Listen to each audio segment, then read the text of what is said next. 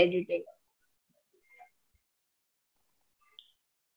Hello, my friends. I welcome you to another episode of Aditya Talks. And today we have Mr. Siri Adi. He's a renowned yoga teacher in Chicago, and he also is he's very passionate about music. He's he's very experienced, and he's faced many challenges in his life. He has lot of experiences, and today he's going to share some wisdom from his experience, and let's learn from him. Sir, welcome to the show. Thank you so much. Thanks for having me. Sir, the pleasure is mine. Uh, Tell us about yourself. How did you become what you are now? A brief for our viewers. I've always been like this. When I was a small child, I really loved music and I loved to listen to the radio a lot at home at night when I'd go to sleep. I listened to the radio for a few hours. And I got involved in yoga when I was working construction at an ashram. And it was a gurdwara there. And I started to listen to the shabad, and with my love with music, I was really drawn to the shabad. So I just started going to gurdwara and listening to the shabad all the time. And then I become like this, and I have a career as a DJ and as a yoga teacher. I enjoy both jobs. I enjoy to make people happy. I believe life is a celebration in both of these occupations, in teaching yoga and in performing music. I really, I get to share in that celebration of life with others. And so I'm very happy to do both. Okay, that's really great. So tell us about your why. How did you find your why of life? What do you think is the meaning of your life? What do you want to achieve?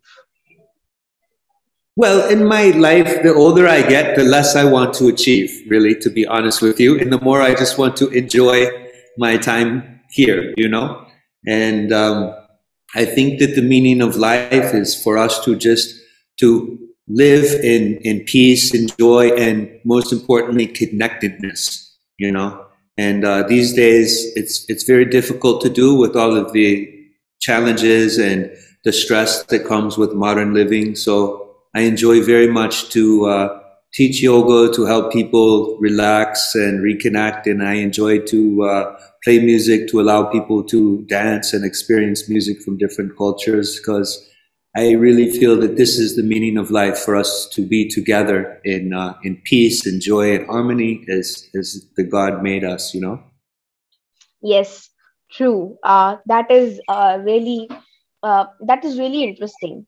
You try your field of work is very great, and you try to help people a lot. That is really great. So I've heard about your childhood. What are your learnings from then?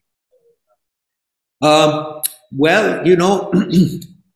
the big factor for me in my childhood, my greatest memory and my greatest challenge and heartbreak was my mother passed away, and that's difficult for every child. But I was only 8, and she was really my best friend, because my father traveled out of the state a lot for work, and so at that time I really learned at a young age about like lose my mommy, lose my best friend, really just lose everything. I have to stay in different houses and everything. So at that young age, I really start to just become so grateful for the small things in life. And I noticed that was different about me than my other friends. I really start to get close to God. I want to read all the scriptures from different religions about God. I always want to be in nature and look at the sky, because at that time I feel the connection that I lost with my mother, I feel it come back to me like from God, This is a big lesson for me, I learned, and I carry with me all my life. That is really interesting and great, because at a young age you face challenges, but of course challenges are very bad, but I think they go a lot, lot ahead, like they help a lot, since they give you experience, and they give you they make you ready for the problems you will face in the world. So, Yeah. sir, um, what happened to you in 2007? And how did you recover from the disability? What were your learnings from then? Because that is also one of the like greatest parts of your life. Yes. Well, in 2007, I had a surgery that was supposed to be a simple or an easy surgery operation, and there was some mistakes made there. So I never recovered, and I was much worse off than I was to begin with. And I could not walk very much or do the things I was used to doing, like drive a car or grocery shop and these things.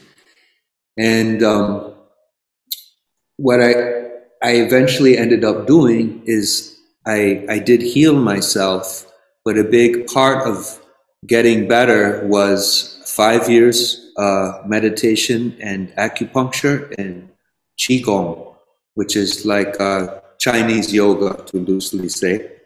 And in that time, I really learned so many things. You know, I have to tell you, I really learned to become so small and humble and to depend on everyone to take care of me and to depend on God to help me, because at those times the days seem really dark and like there's no hope sometimes, you know.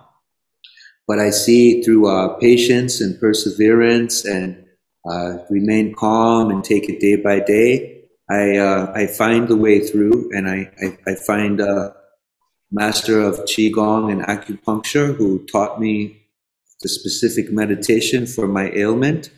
And I also really learned the power of the mind over the body in the material world in that time, because I essentially what I ended up doing is I create new tissue, I grow new tissue inside my body.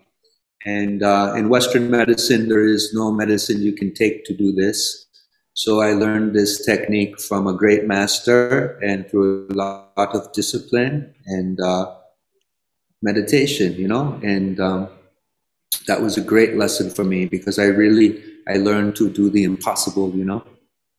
Well, that is really interesting. That must have been a pretty dark point in your life, but meditation Yeah. saved you, and I guess from that point on, you became more aligned with meditation, and here you are now. So that is really interesting. So, Yeah. meditation helped you to solve a crisis Yeah. of your life, sir. Yes. Yes. Yes. Uh, yeah, and sir, what made you what made you choose Sikhism, and what do you think the world can learn from the religion of Sikhism? Well, you know, for me, I felt like I was already a Sikh, but I just had not met any other Sikh people yet, you know. At the time I'm coming to the Gurdwara, I'm already influenced by people that I'm living with, Jamaican people, and we live a lot the same. You know, we reading the Bible every day, and the hair is sacred to us. We're not cutting the hair or cutting the beard and these things. And we are playing music, you know, to for like praise of God and Goddess. There they call King Alpha and Queen Omega. So at the time I'm coming to Gurdwara, it really is a good fit for me, because I'm already living in this lifestyle. And for me, Sikhism really just made sense to me, because, you know, I believe that all of the gods are one, and everyone should be allowed to follow their own religion. And it it was just my home, and what worked for my temperament, my particular personality. I really feel like I just come home when I come to Sikhism, you know.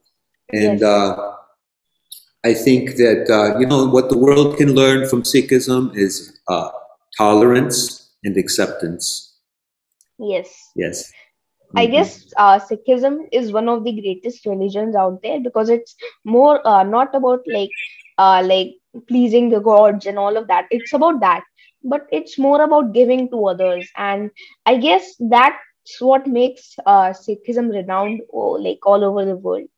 Sir, Yeah. what did you like? What made you teach spirituality, and where did you start? Well, I started at the time I was working construction at the Gurdwara, and my boss at that time was a teacher. So I started attending his class, and I learned, some kriya and some posture and some mantra, and some pranayam. And at that time, I was only about 20 years old, and I was a very young father. And I found that the yoga was giving me the energy I needed to keep up with my new daughter and my wife and my job and all of the responsibilities of adulthood. I feel come to me very quickly because I just am in high school, college, and then I am husband and father and all the responsibilities. So I'm really loving my teacher and the yoga he teach me, because the yoga give me the shakti, give me the energy to face my responsibilities in life. And I guess I start to teach because I want to just share that with the people around me. At that time, living in Chicago in the 1990s, not many people doing yoga. So I didn't have any friends that were doing yoga. I was so excited about it. I feel so great. I feel so happy. I feel so strong. I just want to share it with everyone. So first I share with my friends, and then I start to teach. And at that time, no yoga studios in Chicago. So I teach maybe a couple, but I'm teaching mostly at kung fu studios, dance studios, churches, things like that. Yeah. That is great. So you began teaching yoga in Chicago and spreading the good name like since 1990s. So that is really great. And Yeah. you've been at it like for a long time. Uh, Yeah. Sir, where did you learn Kundalini yoga from? Yes, I began to study Kundalini Yoga at Baba Sri Chand Ashram in Millis, Massachusetts in maybe 1992 or 1993. And but since then, it's been a very long process. I have many teachers since then, and I'm always learning. But at that time is when I first start the kriyas and the pranayams and mantra, etc. Yeah. And, Okay, yeah. that is great.